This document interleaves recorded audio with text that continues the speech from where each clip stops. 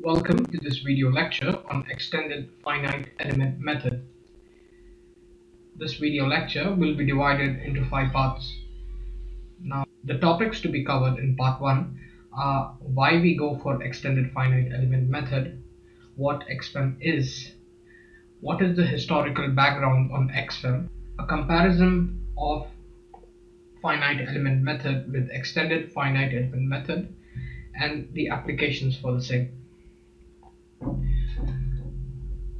Now, why do we go for extended finite element method? In finite element method, whenever we encounter a discontinuity, in that case, we need to go for remeshing. An extended finite element method tries to cheat the system and allows mesh manipulation and adjust the approximate space by incorporating enriched nodes across the discontinuity so that there is no need for mesh refinement. The definition of XFEM is that XFEM is a numerical method that involves local enrichment of the nodes close to the discontinuity using the concept of partitioning of unity. Now what we'll try to do here is we'll try to introduce an enrichment function into this displacement function where the sigma ni ui where we have ni of x into ui plus mi being ni of x into psi of x, where psi of x is the enrichment function and ai are the additional unknown degrees of freedom.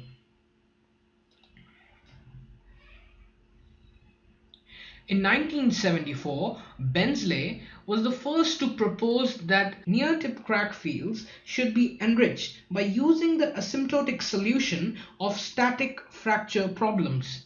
In 1996, fundamentals of partitioning of unity of finite element method were developed by Melenk and Babuza, and this is now the basis of extended finite element method. In 1999, Belichko and Black proposed a methodology for minimal remeshing of finite element method for crack growth. They added a discontinuous enrichment function to the finite element approximation to account for the presence of crack. The remeshing, however, was required only for severely arbitrary cracks. The name XFEM was then proposed by Moes, Dolbo and Belichko. They improved the methodology of mesh-independent representation of the entire crack based on the construction of enriched approximation.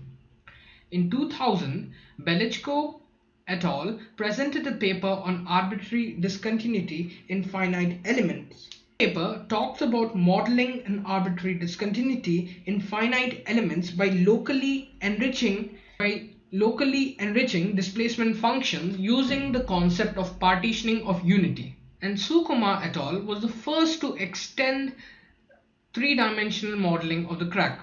In 2001, Stolarska et al. Introduced coupling of level set method in extended finite element method. We will discuss what level set method is later. In 2003, Sukumar et al., Huang et al., and Belichko et al. Incorporated strong and weak discontinuities. In 2005-2006, Belichko et al. Developed a new extended finite element formulation for arbitrary crack propagation in shells.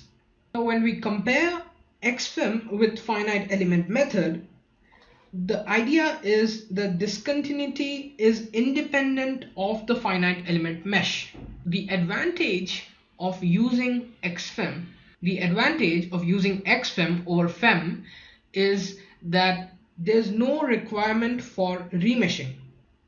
Moreover, enrichment functions are evaluated in XFEM, and the number